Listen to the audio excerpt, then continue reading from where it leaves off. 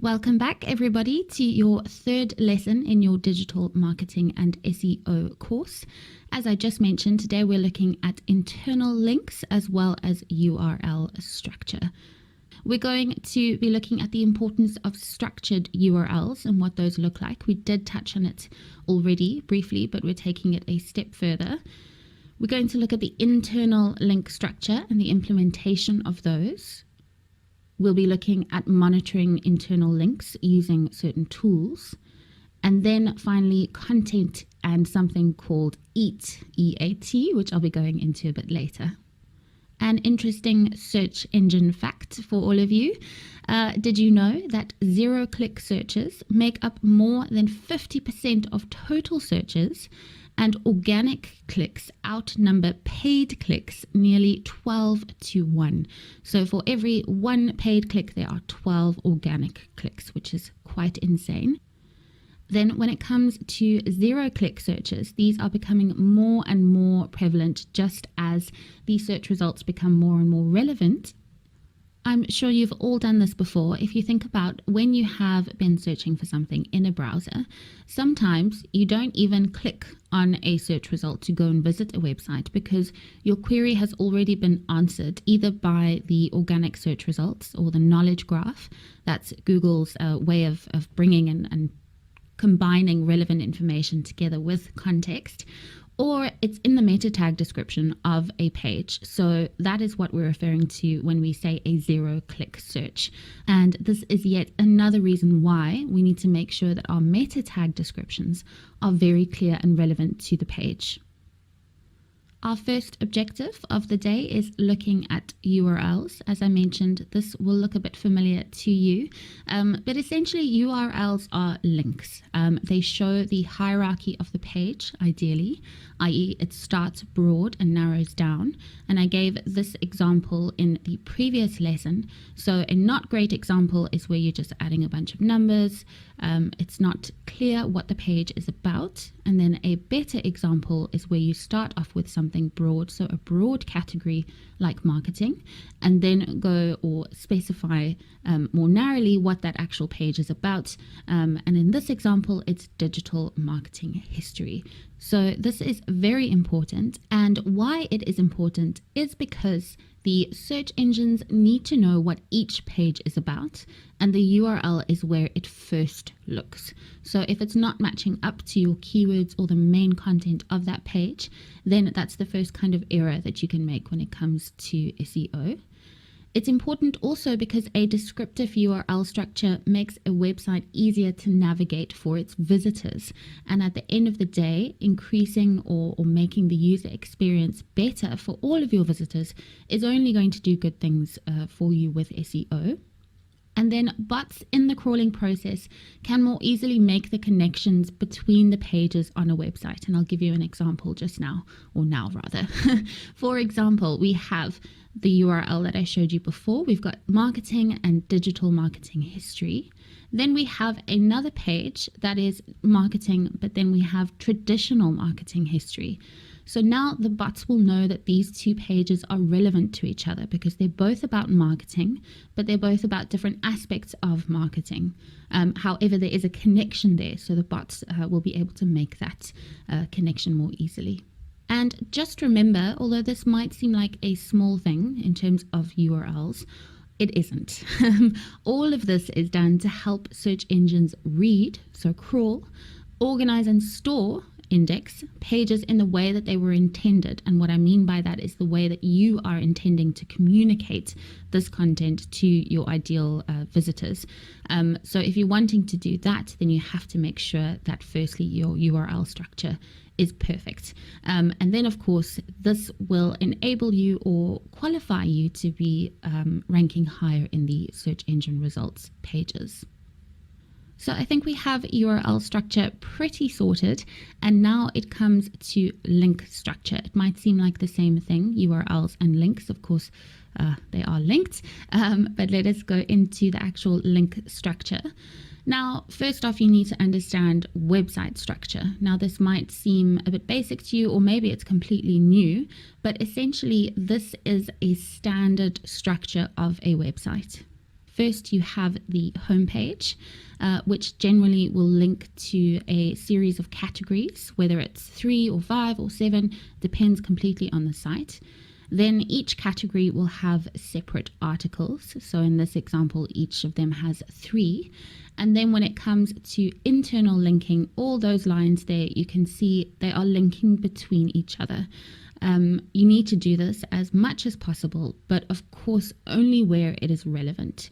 So if you're building a website from scratch, if you haven't started yet, this is the kind of structure that you would be looking at initially if it's just a straightforward site.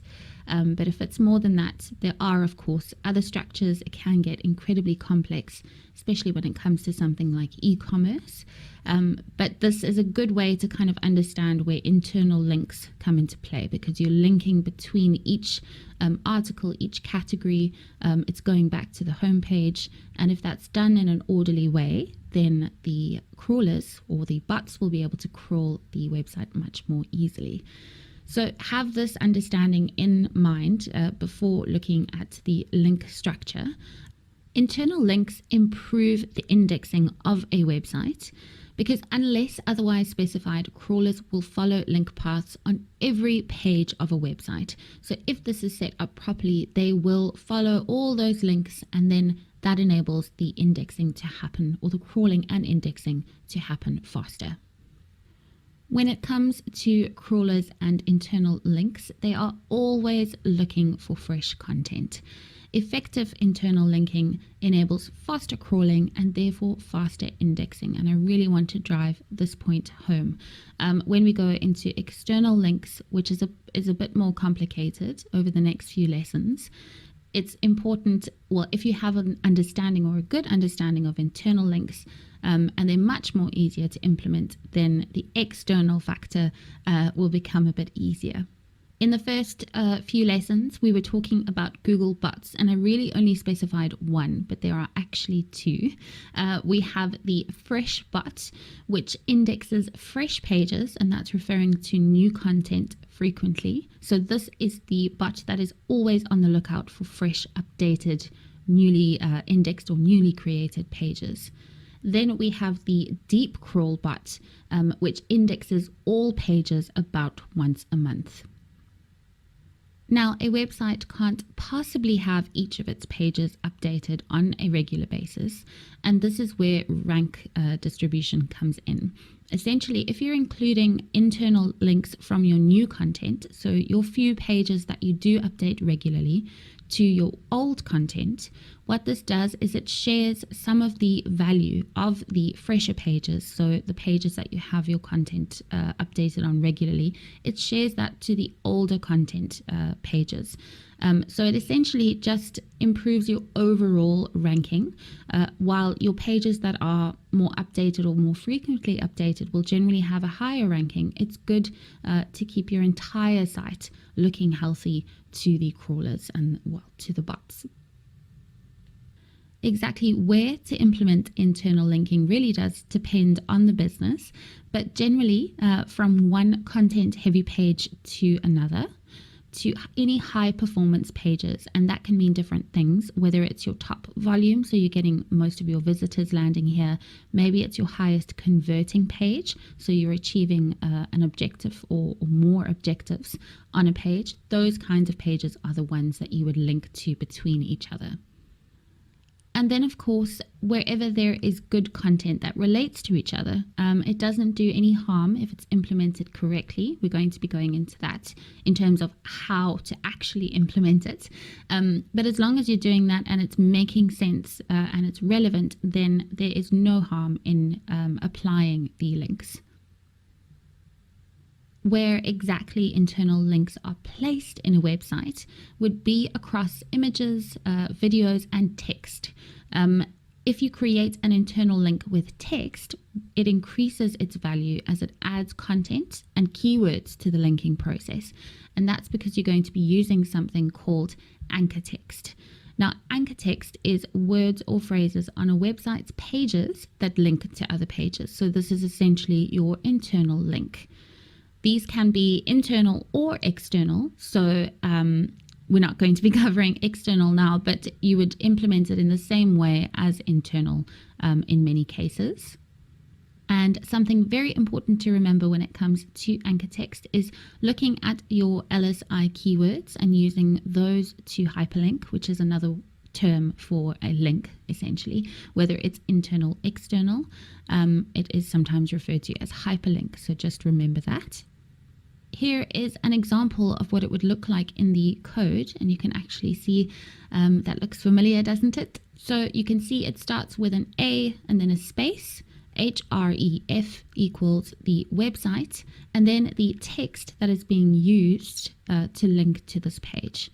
So just to break it down a little bit more, A is referring to the link. href or href is the URL the link points to, and then the text is the anchor text, so what is being used to link to that. This is the exact format, so the URL is enclosed in quotation marks. We have an opening A tag and a closing A tag, so the link, opening link and closing link tag, and then the anchor text, which is essentially written the way that you would see it normally. Here is an example of an anchor text within an article. This is Search Engine Journal, a really great resource to follow. That's just a little side note. If we look here, we've got the first website and the name Bob Heyman. They have been used as hyperlinks or links to, in this case, it's external links, but this is exactly what they would look like. And just to highlight the first one, which says first website, it's not linking to a page that says that. It's not in the URL. It's literally an external link to the first website that was created. Then in terms of the code, this is also looking at Search Engine Journal, and you can see all the highlighted ones, the RFs, these are the links. Now, some of them are internal, some of them are external. I'm not going to go through them, but just so that you can see exactly how many links there can be within a page, and also just confirming what they look like. There are a few things that you should not do with anchor text, please. Don't link to irrelevant pages. I think we've made that pretty clear. Don't link to phrases like click here or learn more, as this provides no context. Remember, the bots are looking for those keywords within those links, and that just does nothing for them or for you. You don't use exact match keywords all the time. So as I mentioned, you'd use the associated relevant phrases, those LSI keywords. Let's just say it is digital marketing, and that is your main keyword. If you're using that all the time, it's not going to do any good. So you need to use other or find other ways to link to that. Also, don't link an entire sentence or paragraph. It just looks strange for the user in particular. So either a word or a few words, not really a whole sentence unless it's a very short one, but just stick to a few words. And don't link to main pages like your homepage, your contact, about, team, directions, etc. Just because those pages receive so many links already within the site. If you think about it, you're on a blog post, there'll be a link back to the homepage generally. Anything to do with a service, there'll be a link to the Contact Us page. So you don't need to place more focus on those URLs, rather place them on content-heavy, high-quality pages. Now, the work isn't done just because you have implemented your internal links. You also need to monitor these links because things break sometimes.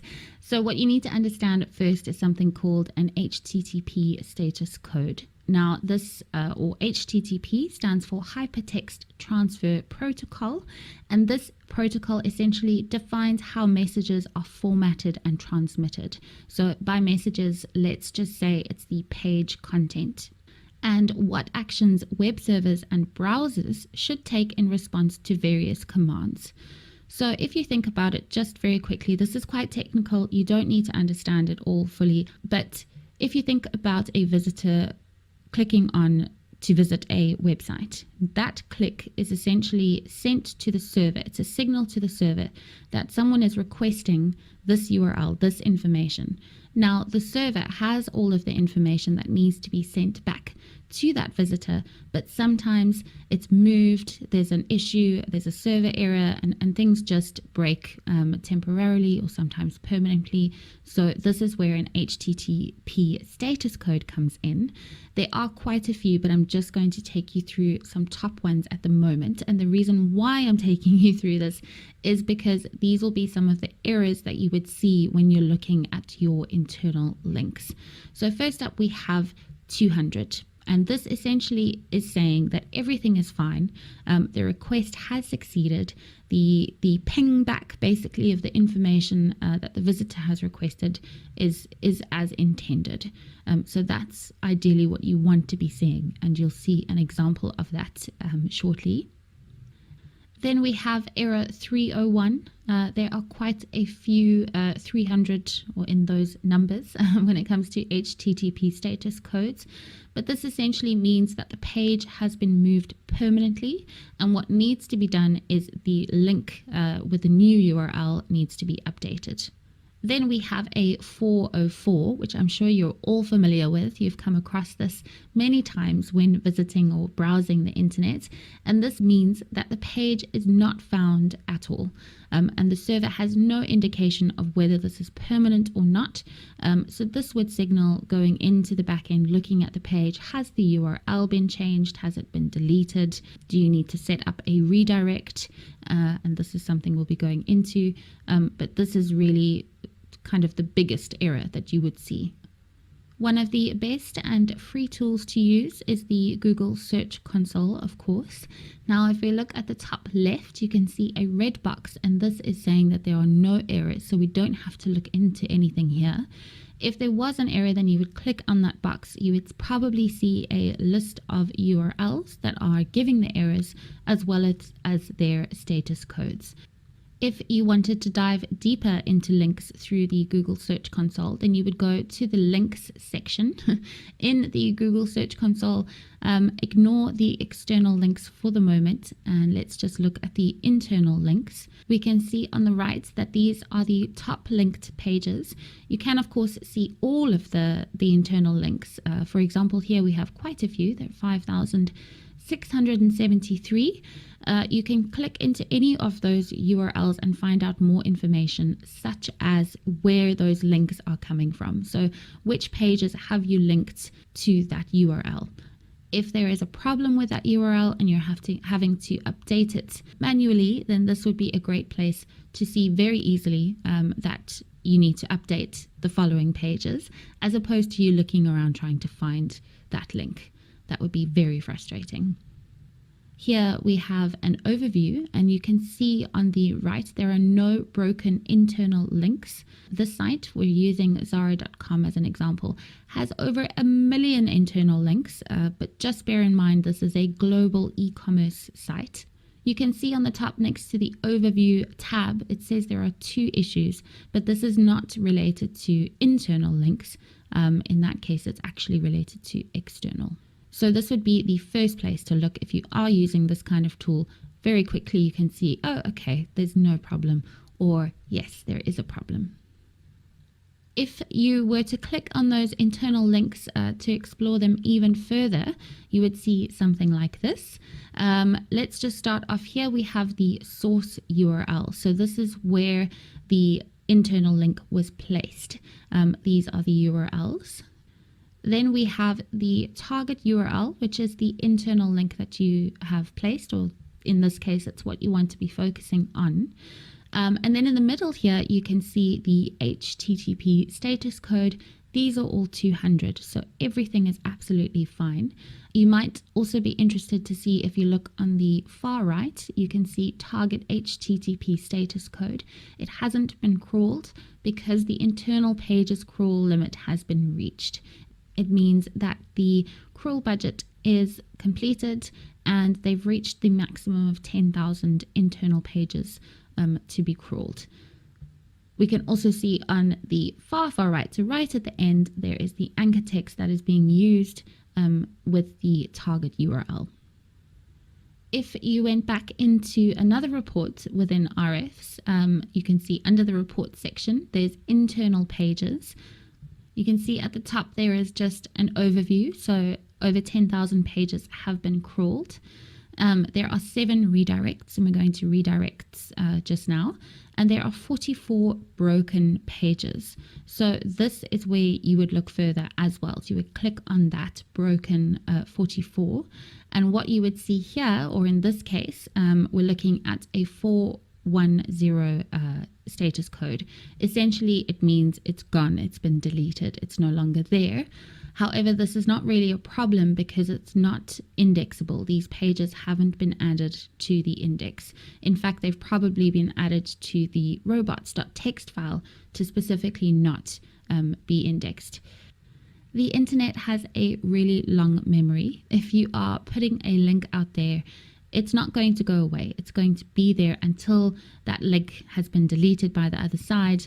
And even then, there will be other ways that it's been found, especially if it's been shared. Lots of different things. And this is where redirects come in. Let us say that there is a URL that you no longer want to use, or you've changed it, but you don't want to lose that visitor. So you have to redirect that URL to another URL that actually is working, whether it's your homepage, which is quite a simple kind of first step to making sure that a redirect is in place. But ideally, you would redirect to content that is similar, or at least the same category, so they can search further, etc. Essentially, with a redirect, you don't want to lose that traffic just because that page no longer exists or it's been changed for whatever reason.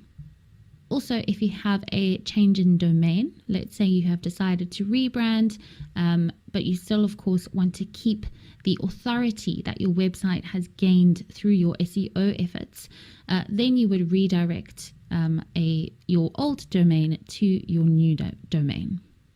It could also be that a section of the website is under temporary maintenance. It really does depend on the site at this point, but you can temporarily redirect your visitors to something else just while you're doing the work that needs to be done.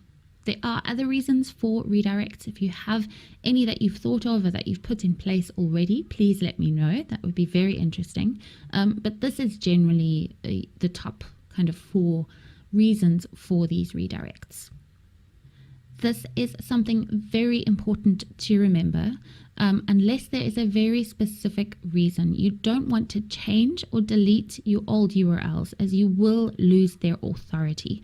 So rather try and share that authority. They won't get it all the new pages, but link to your working pages, and they will share some of their previous rank, if that makes sense. If you're using a CMS like WordPress, then you can actually archive your old URLs. So they are still there.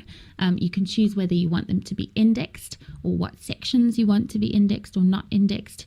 So they're never deleted. They're just kind of kept in the back, and you take away or try to take away their indexing so they don't appear on the search results page, or you have redirected them.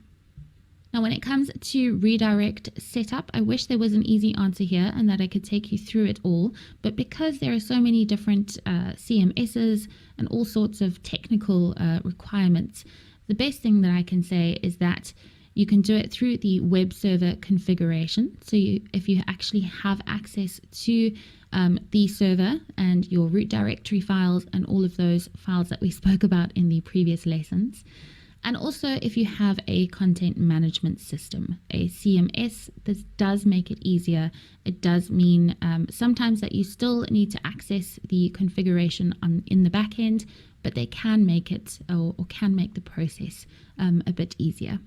When we next look at WordPress, I'll quickly show you where something like this could be set up. Moving on to our last topic of the day, we have content and something called EAT, E-A-T. And I'm diving into this a little bit now just in preparation for our next lesson, which is on external links. And of course, content is super important, particularly when it comes to links. As I mentioned, we aren't doing a content course in terms of developing specific content, but because content is so important in SEO, we are looking at keywords and implementation and the overall objectives that your content needs to achieve. So let's just jump into it. EAT, E-A-T, this stands for expertise, authoritativeness, and trustworthiness. This is something that Google looks for when it comes to content. With expert, what this means is that a website and its authors are displaying knowledge and skill in a particular area. Using this knowledge with keyword research and an understanding of the target audience creates good content. So if you're doing this, then your content will be good and you would be building up to be seen as an expert in your field. A site shows authority when other experts within the same area are using and citing it as a source of information. So this is where links come in, and that's what makes them so important, because it's a signal to Google saying that your site is a good site. Then we have trustworthy, and this means focusing on customer value and transparency. Google picks up things like your reviews. Too many negative ones will impact your rankings without a doubt. Sites like Trustpilot, Facebook, Google My Business, and many more are looked at. And the quality guidelines, which are used to rank the quality of a site by actual human beings, this guide specifically mentions the Better Business Bureau as a source for customer affinity. So first takeout from this is that you should be asking your customers or your consumers to be leaving reviews on sites like Trustpilot, Facebook, Better Business Bureau, where that makes sense. Because that is a signal, if they're positive, it is a signal to Google that you are trustworthy. And just a quick writing tip: if you are struggling to write content with your researched keywords, first write without focusing on them. I know I find it very difficult. If I have a list of things that I know I need to include, it's almost like my creativity or my brain switches off in a strange way, and I can't think properly about what to write. So try first writing without focusing on them. And then once you're happy, check your writing against your keywords and replace the terms where it's of course relevant, or add terms in where it makes sense. So if you've missed some out, if you see, oh, okay, this could be added here, do that. And just keep on rinse, repeat until you are happy with your content. Of course, not every website will be linked to by high authority sites. There are so many spammy sites out there. There are bots that look like they're coming from a different site. There are lots of different things. So don't think that you will be linked to by high authority sites. There are ways around this so that essentially Google is only looking at the links that you want it to, but we'll be talking about that in future. Congratulations, you have now completed 3 lessons in Module 2 of your professional diploma. Coming up is Lesson 4. I hope you're looking forward to it. I will see you guys very soon. Bye.